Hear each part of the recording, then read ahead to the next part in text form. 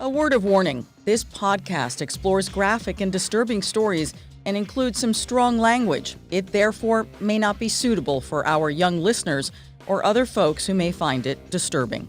Hello and welcome to True Crime Daily, the podcast covering high-profile and under-the-radar cases from across the country every week. I'm your host, Ana Garcia. We're recording this on Wednesday, February 2nd, 2022. Our guest today is Lance A. Clarke, who is a criminal defense attorney and a civil rights attorney based in New York, a friend of the show. Lance, welcome back. Great to be back. How are you? I'm good. Happy New Year. I know it's too late to say that, but I haven't seen you since last year, so we're so happy you're back. You can say it as long as you're happy saying it. Thank you. Well, actually, yesterday was the Lunar New Year, so I think I'm still okay. There we go. We found the loophole. That's what this whole show is about.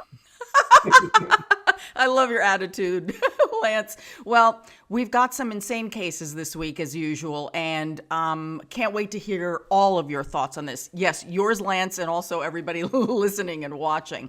So here's what we've got going on. We've got an out-of-control road rage shooting that happened during morning rush hour on I-95 in Miami. Okay, can you imagine this? All right, it was all recorded on the driver's dashboard camera. And thank goodness for that, because it really tells us what really happened, even though there are still many questions about this. Now, this shocking video has been released. You may have seen it. Many new developments are happening. And this is an incident that actually happened last summer, but the video's just been released. Everyone's talking about it. I mean, can you imagine? The guy is driving, has one hand on the wheel, and with the other hand, he's shooting out of his car. Lance? Can't make it up. It's like a movie. It's like a movie. You know, I would say the last few years has been sort of like a bad movie, but, you know, that's life.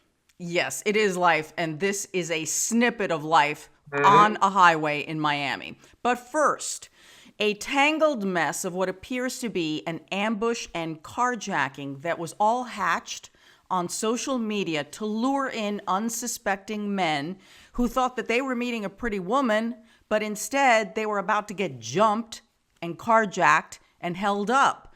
So what ends up happening, the scheme, of course, goes terribly wrong. And the brother of one of these victims ends up getting killed in the middle of this insanity. It happened in Albuquerque, New Mexico.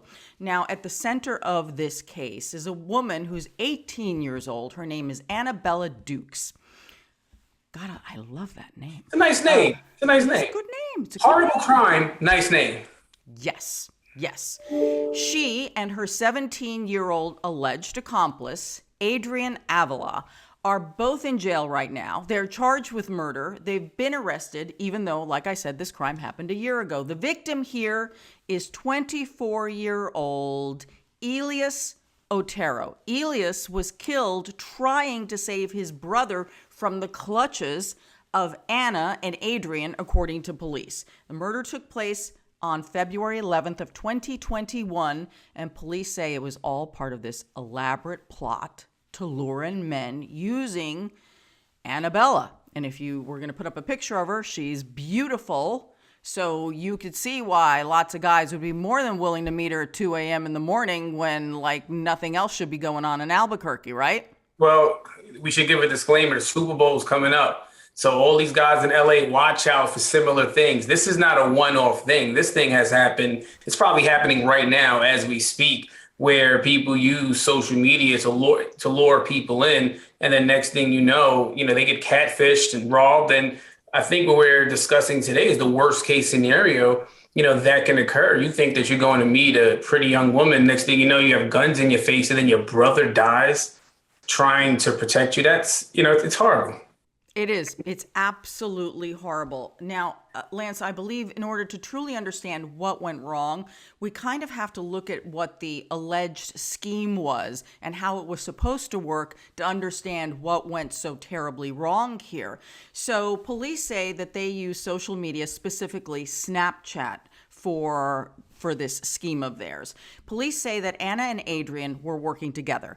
They say that Ana had been flirting and messaging a young man named Nicholas. Now, remember, it's his brother that's going to end up dead here. And according to police, Ana lures Nicholas out to meet her at a place called Alvarado Park. The plan, say police, was for Ana and her real boyfriend, Adrian, the guy who's charged, to jump Nicholas, take his car, hold him up, and try and get money from him. Okay, so that's what the plan is. So, Nicholas falls for it. He's going to go meet her at 2 a.m. on February 11th. Nicholas picks up Ana at her home, according to police, and they drive in his Lexus. Now see, here we go. This is the thing. They want to take his car. So Nicholas, who survives this insanity, he's the one who's telling us what happened. He tells police that he became suspicious because Ana starts asking him, do you have a gun? Do you have any money? That's a nice necklace. How much is that worth? And then Nicholas tells police he notices that Ana is surreptitiously calling someone on her phone who's listening in. So the theory is that Ana called Adrian and he's listening about, is there a gun? How much money is there? Blah, blah, blah. So, I mean, they're only 17 and 18 years old, Lance. No, it's a shame. They ruined their life and ruined the lives of a family and took the life of someone for something that was just unnecessary and careless. And I wish this was a one-off thing. But, as I stated earlier, these things happen all the time, whether it's Snapchat, Instagram, Facebook. It seems to be that's the new mode used, which is social media, to lure unsuspected men and sometimes women as well into these traps that are usually just a guise to rob them. Yeah. And, I guess if you're a guy and you're looking at Annabella and her giant fake eyelashes and, she's a pretty thing, you're like, oh, nothing bad's going to happen here. And I might actually, meet a pretty girl. So let's get back to the plot. So at this point, Nicholas tells police he's really very suspicious of what's going on. And he's telling Annabella, I want out of here. Something's going on. But before he can get her either back to her house, another car arrives and at least two armed suspects jump out of the car, and before Nicholas knows it, according to police, he's got guns to his head, and this date has changed significantly. So now they want to know, okay, Nicholas, where's your money? What's going on? So according to police, Nicholas drives to his brother's house. This is Elias's house. Drives to his brother's house. And this is where it gets a little murky. But according to police, the schemers, attackers, assailants, suspects, whatever you want to call them, they tell the brother, Elias, who's a former corrections officer, that we'll give you your brother back if you give us $1,000. Which is insane, right? You just threw your life away for $1,000. That's the number that has to be split up by at least three people, right? Because it was two, the assailants and the girl. So you're thinking $333 you just threw your whole life and took a life away for. This is insane. So Elias goes back into the house. Elias does not come out with the money. Instead, he comes out with a gun. And that's when everything changes, say police. Apparently, when he came out and had the gun, police claim that Adrian then shot Elias before Elias could, fire off around anybody. And he ends up dying in front of his own home. Yeah. So Ana, Adrian, and this unnamed suspect who remains unnamed, my guess is they are cooperating, at least one or two unnamed suspects here. They take off. Elias is dead. Nicholas, of course, is feeling horrible, like this is all his fault. And for the longest time, everybody was on the run. And so police then started going through several things, like Anna's Snapchat account, and they claim that they were able to ping her phone and trace it from the park to her house to Elias's house. And so they were able to kind of get a grid that shows that they were all traveling at that time and place. Here's what's also interesting. police say earlier that same night, they got a report If someone else, right? that, yeah, that they tried this on someone else. I think the more interesting part of this is it took a year with all of the technical, developments that they have, a year for them to figure this out when they had the brother who can say, I went to this Snapchat profile. This was the text message exchange. Your cell phone would have pinged you at a tower at her house. They would have, if he picked her up from her home, then the officers would have had that information that was her home. So how are you on the run, for a year?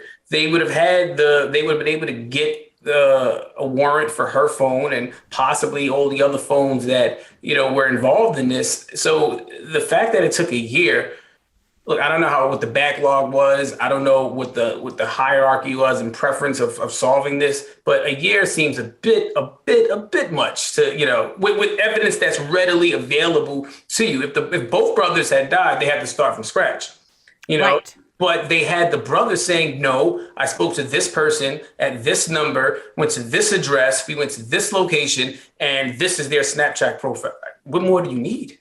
Exactly. And apparently Nicholas said that, when Ana took off with the others, that she then texted Nicholas asking him, she had the balls to ask him if he was okay when his brother is dead on the I'm ground. not, but my brother isn't, and even that, you didn't show that message to the police. The police didn't see that message. They didn't make a call. It's called, normally the officers or the detectives will have you make a One of those calls.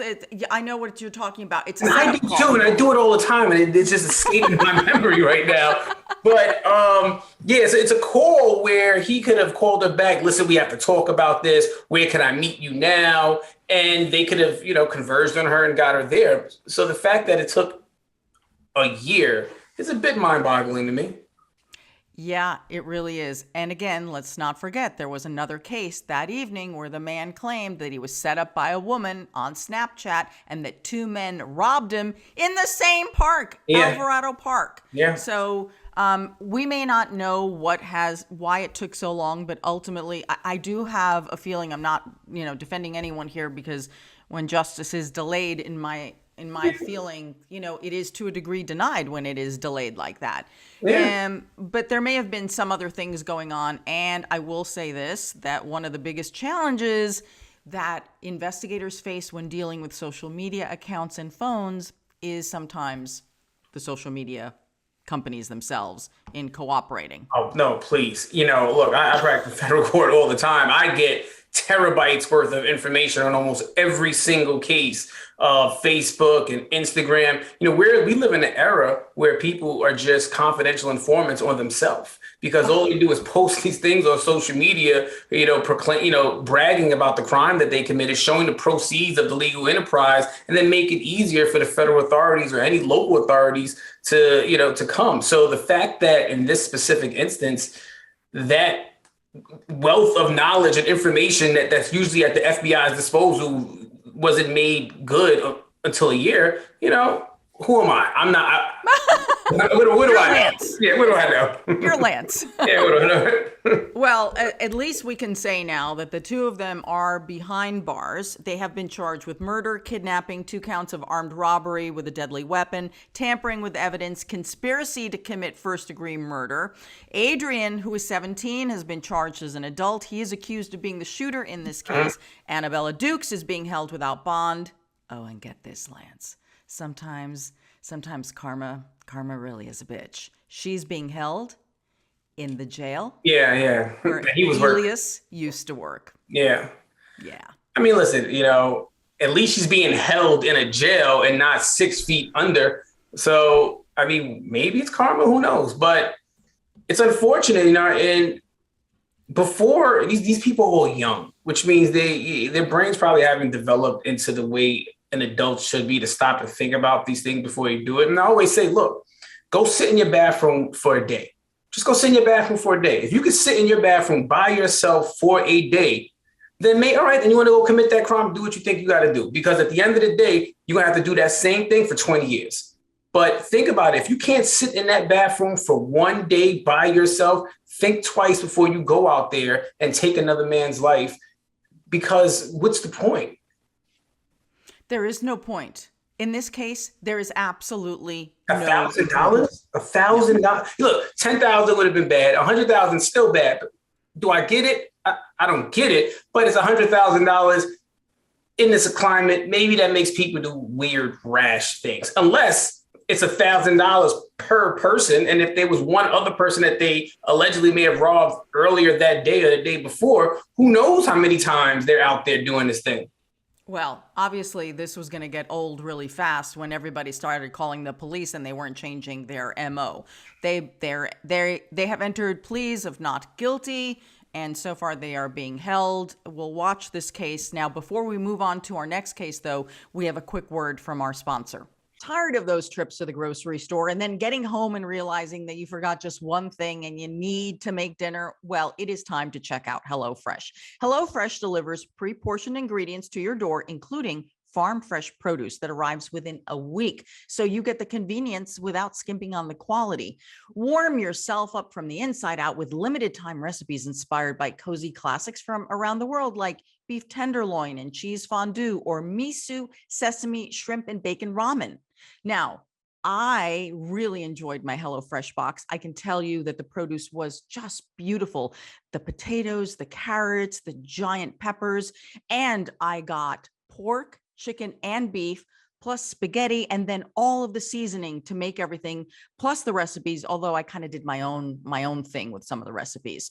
So go to HelloFresh.com/TCD16 and use code TCD16, that's for True Crime Daily, for up to 16 free meals and 3 free gifts. That's HelloFresh.com/TCD16. Don't forget to use that code TCD16 for up to 16 free meals and 3 free gifts. HelloFresh, America's #1 meal kit. Our next case is nothing short of unbelievable. And honestly, if there weren't video of it, I don't know to what degree what I would believe happened that morning on the highway in Miami, Lance. It's crazy. Yeah. Crazy. So this dash cam video shows a driver in Miami pulling out a gun, shooting out his car to another car while they are driving on the highway. The video is incredible. It's gone viral. Now, the incident happened back in June, but the video's just been released. And this amazing piece of video, I mean, it really captures everything, including the violence, the fact that a million things could have gone wrong. And what is shocking to me, no one was injured. No one was injured. I'm not even talking about being killed. No one's been injured. It's shocking. Yeah. It's rush hour. It's morning rush hour. There are people everywhere. Okay, so what you can see in this dash cam video is that the driver is getting agitated. And then there are videos since this happened that police have managed to get from other sources. Truck drivers, cameras that were on the highway. So the fact is now they have what happened inside the car, what was happening around it, which is very important. And it clearly shows that you have two drivers in a situation that is escalating. And that is the problem with road rage. You don't know what the other driver is going to do. Yep. Which can, you can interpret that many ways as well. So we're going to play the video for you. For those of you who are just listening, we will describe what it captures. The video was released to a Miami talk show host, Andy Slater, and then it was released to all other news organizations. Also, last night, the driver in this case, the person who is the shooter in this case, Eric Popper, he did an exclusive interview with WPLG TV in Miami, and we're going to play some clips because we have not really heard from him. And I think this is really important. We see him. Now we need to know, what was he thinking, right? Yeah. Let's set up the morning, Lance. It's 6:55 a.m. on a Monday morning in June. It's sunny in Florida. What do you got to be upset about? This is not like this is New York weather and it's 10 degrees and snowy, but I digress. Oh my gosh. Okay, so 30-year-old Eric Popper, he's the guy who has the dash cam video. Now, he originally says that someone was tailgating him and that this car came up next to him, and he said that he thought he had been shot at. What ends up happening is that the other driver threw a water bottle at him. So that water bottle is what Eric Popper says he took it as a form of aggression, not knowing that it was that. He thought it was a gun. You're already rolling your eyes over there. Listen, when you have a gun and you're ready to use it, I guess anything sounds like a gunshot, and that gives you the justification. You know, a lot of this and this American culture with John Wayne, big guns, everyone is fascinated with firearms. And it's unfortunate. It really, really is unfortunate, because in this situation, yes, we're blessed that no one was hurt, not even the driver himself. But how many instances do we have this? You know, you have people that create these problems and then use deadly force as a justification because they created the problem. Then they use deadly force to say they were defending themselves, when the person who they're defending themselves against is only defending themselves against the problem that the initial aggressor started. It happened here. It happened with Trayvon. It's this culture of, you know, let me just shoot first, ask questions last. So what's very important here is, and this is going to have to be determined, is because even though there are videos, there's still some questions about who did what when. So according to the police report says that Eric Popper, the guy with the gun, changed lanes and cut another driver off. That driver, he was in a Camry, and his name is Rene Suarez. That driver then ends up, right, because if Eric allegedly cuts him off, then the other driver is behind him tailgating. Eric Popper claims the guy's now tailgating him on his bumper, and he's feeling threatened. The guy is honking. So the question is, who's the aggressor here? Well, the one that went for their gun immediately, because if you look at that video, he is already going into the middle console, very calm and collected. You know, look, I've seen video camera people going for their gun when they are in threat of their life. It's very hard to establish that you were in fear for your life when you very calm, very collectively are going into your middle console, you're pulling out your weapon. And then it wasn't until the car came behind, adjacent to the side. Yeah, adjacent to him, the gun was already out. The gun was already in his hand. So where was this whole, I heard the gunshot when it really was a bottle of water? That didn't happen until the gun was already in your hand when you calmly put it in there when you were driving in the dash cam video that you presented to the authorities. It's unbelievable when you consider that, according to police, they're going 60 miles an hour, right? That this is happening at 60 miles an hour. So one hand you're driving with 60 miles an hour, and the other hand you're just calmly getting that gun in fear for your life. Calmly getting that gun. You didn't exit the highway. You didn't pull over to a shoulder lane. You didn't do anything. The first thing you did was reach for that gun. You didn't call 911. You didn't do anything. You just reached for that gun. And then you're driving, gun in your hand, and a bottle of water to you sounds like a gunshot that justifies all of those bullets that you let ring out on a 7 a.m. morning in a busy American city on a highway. It's depraved indifference for the surrounding people who are driving, let alone the person who you believe, if you believe, honestly, that this person, you know, was really trying to end your life. What about all the other people? What if you missed? What if the bullet? Oh my God. People taking their kids to school, you know, people going to hospital appointments, people just living their life. We're going to show you this video because over these 3 minutes, this whole dangerous situation unfolds. And what to me is unbelievable is that moment when Eric starts shooting, because remember, he's driving. So he's got one hand on the wheel. He's got the other hand. He's got the gun. He first shoots. This is what the video shows. He first shoots through his passenger's side window, and the glass is shattering to the point where it becomes opaque. So you can't even see through it. He fires 11 times and he's going forward. He starts at the side and goes forward toward his windshield. All I can think of is, how can you even see what you're shooting at once that glass shatters to the point but stays intact? I mean, you can't see anything. You can't see anything. I'm surprised that the windshield didn't shatter on him when he was driving the car. Between the rate of speed that you're going, the bullets going, hitting the windshield. This is one of those freak accidents, for lack of better terms, not accident, one of these freak occurrences, for lack of better terms, where you get out of it and you're saying, wow, no one crashed, no one got shot, no one got hurt, no one died. Just all right. Still doesn't mean something happened that wasn't wrong, but it's a miracle no one was hurt or injured. It really is when you consider 11 rounds. Oh my God.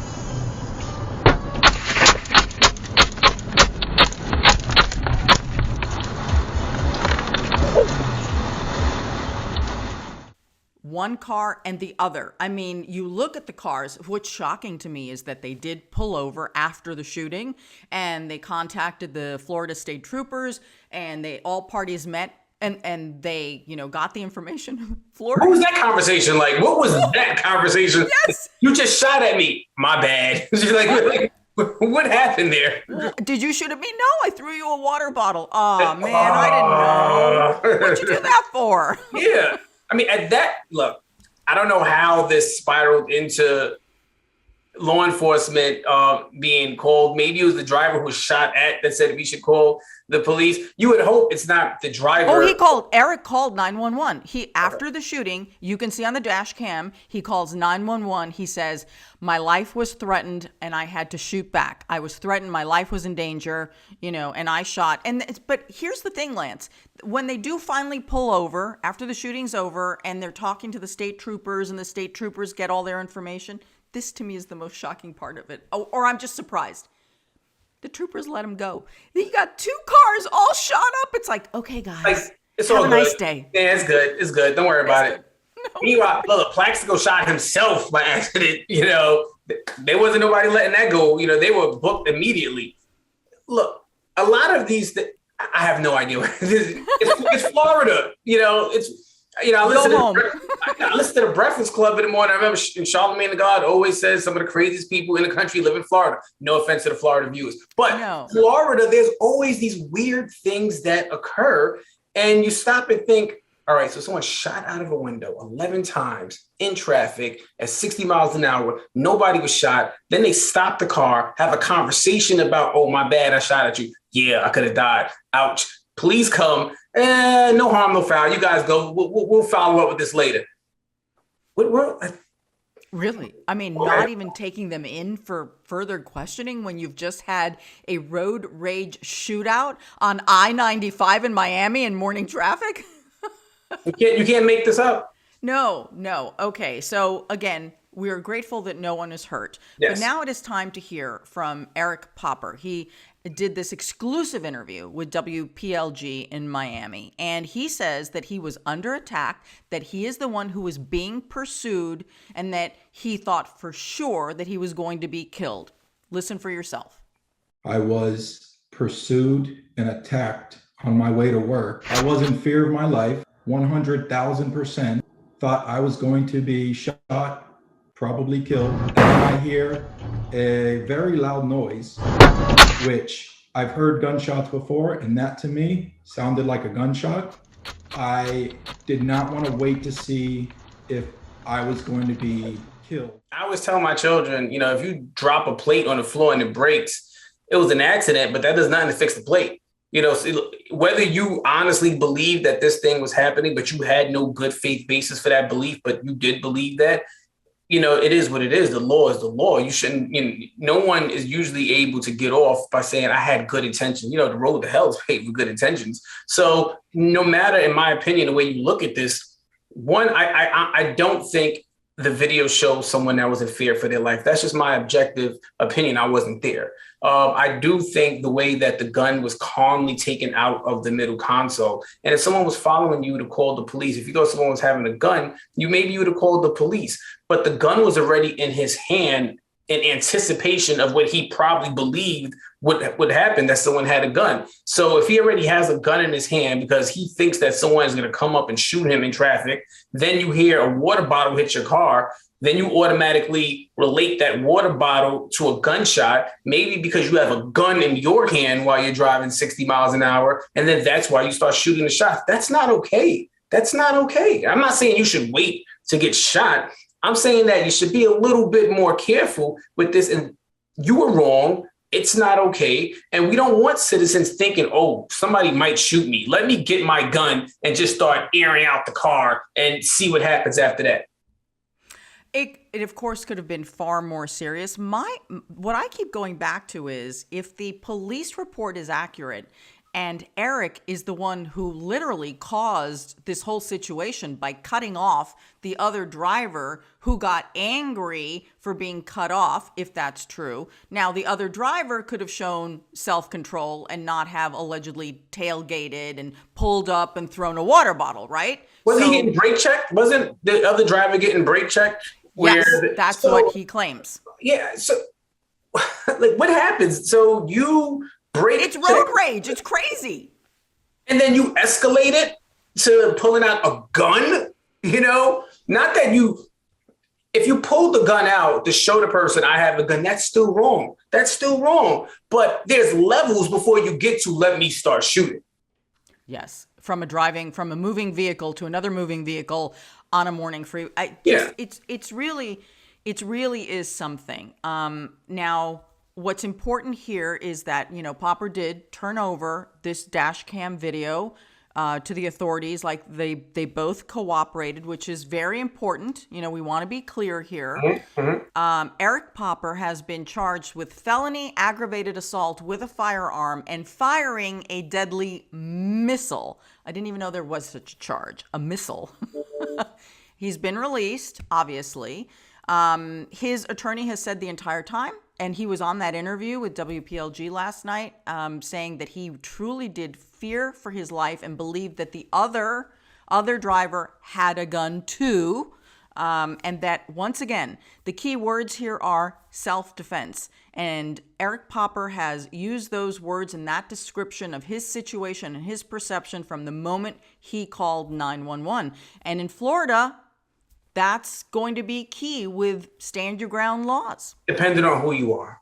I honestly believe it depends on who you are, that you're entitled to that self-defense, stand your ground defense. And you're entitled to even make the allegations of self-defense. Because in order for it to be self-defense, objectively, we would all have to agree that this is something that a reasonable person would feel that they were in fear for their life. We've all been in road rage. We've all been in traffic. At what point did you feel that you were in fear for your life, where you had to pull out a gun and unload that clip inside of a moving vehicle in traffic? That, in my opinion, that's just not realistic. And I think it's unfortunate that not all of us in this country are allowed to use stand your ground, or are not allowed to use, self-defense. I believe this is just another instance where someone creates the problem themselves and then responds to the problem they created with deadly force, and then says, whoa, it was self-defense. I was standing my ground. Well, maybe if you weren't on that ground to begin with, you wouldn't have to stand your ground.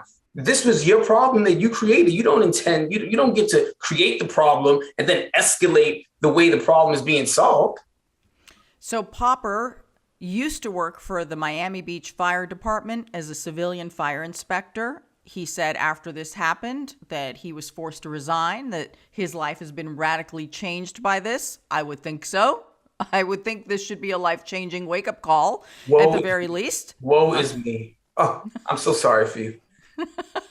Well, we also want to make sure that we mention that the other driver has also been charged. The other driver has been charged with criminal mischief for allegedly throwing the water bottle at Eric Popper's car. All right, fair. But then he should have been charged with attempted murder for letting off that gun in the middle of traffic. I get it. Fine. You know what? I charge me for what I did. I threw a water bottle. But what that other guy did, how does that relate? Just because you were wrong is not a defense. Just because, what does that mean? Somebody threw a bottle of water in my face. Oh my God, I think it's acid. That gives me a right to stab you to death. Where does it's a slippery slope? Well, we also want to clarify another question that many people have been asking. So, what was the gun? He and his attorney, Eric Popper, and his attorney say that he had a license to carry, and that's probably obvious by the fact he hasn't been charged with any specific weapons violations charges. So, I can't wait to hear everybody's opinion on this because it just brings up so many emotions. I was telling Owen yesterday, I was emailing him. I was driving on the Hollywood freeway and I was smack in the middle of a road rage situation between, get this, a brand new Bentley and a Dodge. And I'm like, dude, the Dodge is going to get you. What are you doing in the Bentley? Of course, only in LA would you have road rage between a Bentley and a Dodge. Yeah. But I swear to you, both of them were like right in front of me. And I'm like holding onto the steering wheel. I'm like, oh my God, I can't believe this is happening. But did anybody shoot each other? No. Before we move on, I want to take a moment to acknowledge and honor, because we cannot say the word celebrate, the 26th anniversary of the case that is responsible for the Amber Alert. The Amber Alert, which we all know, we may not remember what it stands for. We may not know the history of it because it's that old, 26 years. Amber stands for America's Missing Broadcast Emergency Response. It's named after a little girl named Amber Hagerman, 9 years old, who disappeared while riding her bicycle on January 13th, 1996 in the Dallas-Fort Worth area. And a few days later, Amber's body was found in a creek bed in Arlington. Because Amber's family rallied, they changed the law, and they created this alert and this warning system to notify the public that a child had been taken. They did this out of their own sadness and their own tragedy and trauma as a result of the Amber Alert. This to me is unbelievable. More than 1,000 children's lives have been saved over these 26 years because of that warning system that lets all of us, when we're driving or on our cell phone, to watch out for this car and this child.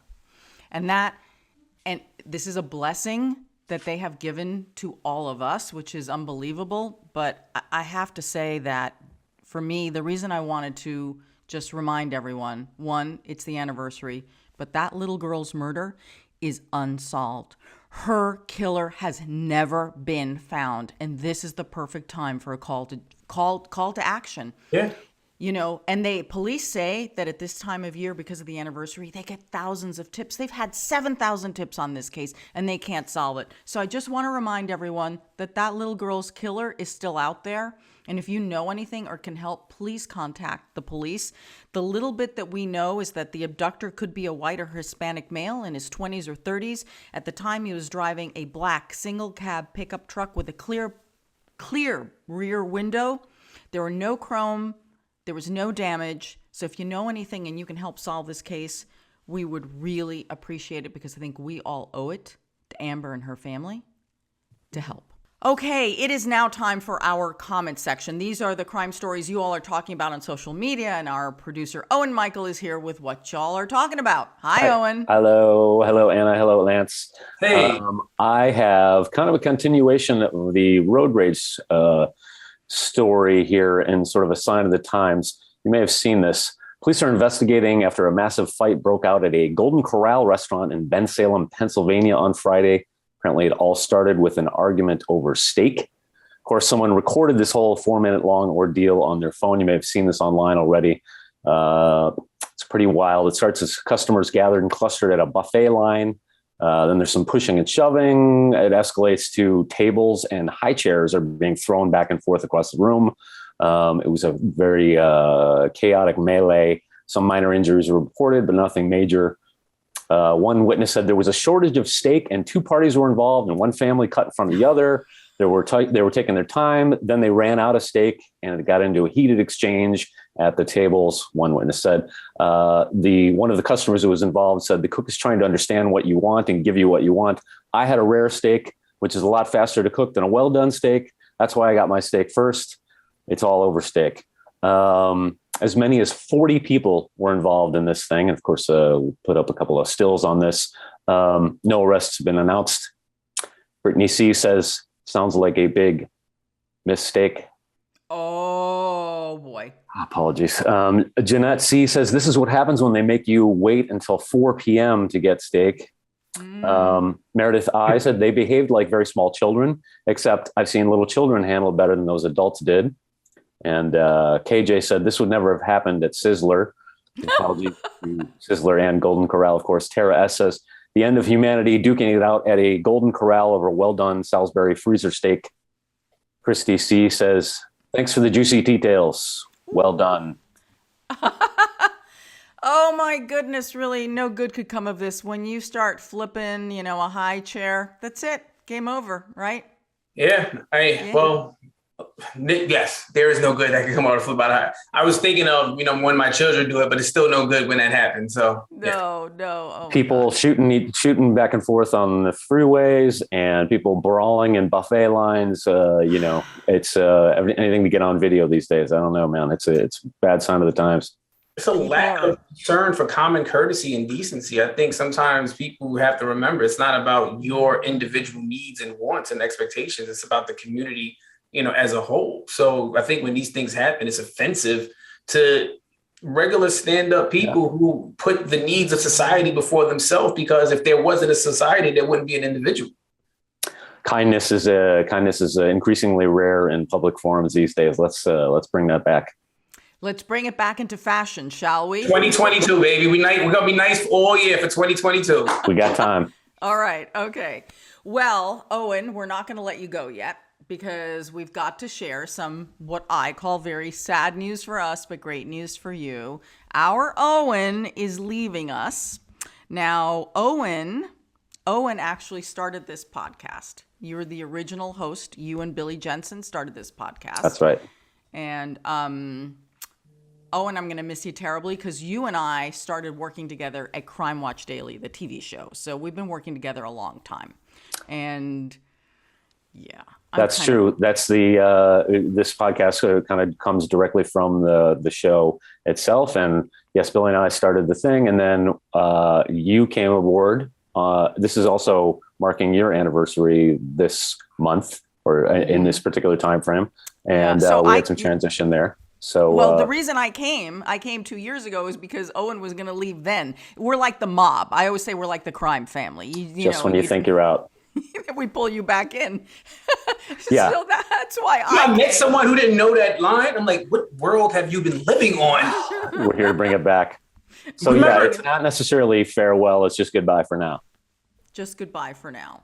Well, I'm going to miss you, Owen, because we've worked together for a long time. And so I'm sad to see you go. But I know that your plans were delayed by the forces over the last 2 years. Some stuff happened over the last, a bunch of random stuff. You guys, I don't want to bore you with all that. But exactly. Yeah, things changed. I'm just looking for, in 30, 40 years, what are they going to say about this time period in our life? That's going to be interesting. Owen, I want you to do our, I'll do some of the goodbyes, but I want to remind everyone that not only that you started this podcast, but that you coined our goodbye phrase, which, of course, you always say, I changed it slightly. As you should. Right? That's the don't do crime, right? So you say it was different. Your version is? My version was don't do crimes. Because, it sounded, it was off the cuff. And also, if you're a good criminal, I suppose you're doing lots of crimes, not just one crime in the aggregate. I don't know. Mm-hmm. Part of our whole thing here is the concept of crime. So don't do crime or crimes. Well, I say don't do crime. Right. Okay. So I that's my ownership of that line.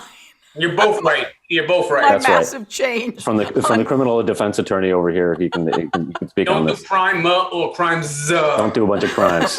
Let's go do some crimes. No doing crimes. Oh my goodness. Well, Owen, I will miss you. I wish you the very, very best. Thank you, Anna. Lance, where can people find you on social media if they want to know more about you, or they need an attorney? I'm a partner at Hamilton Clarke, HamiltonClarkeLLP.com, Instagram. What is my Instagram? I think it's Lance underscore Lance ESQ. Clarke Esquire. I know what your Instagram is, and I'll make sure that stuff is attached there. But yeah, I'm a Clarke Esquire guy. You know, I just let it just live, just go. Just let it be. Right. Just let That's it right. be. Yeah. I'm Ana G with one N. You can find me everywhere. We also, before we go, we want to thank our sponsor. A special thank you to HelloFresh for supporting this podcast and keeping me well fed. And you can find all our episodes of our podcast wherever you get your podcast. Subscribe to our True Crime Daily channel on YouTube. Also, Owen started all of that as well. Owen, you're like this mega producer here. Thank you. I'm going to let you take us out, Owen. People, don't do crimes. Don't be a crook. Bye, everybody. Bye, everybody. Guys.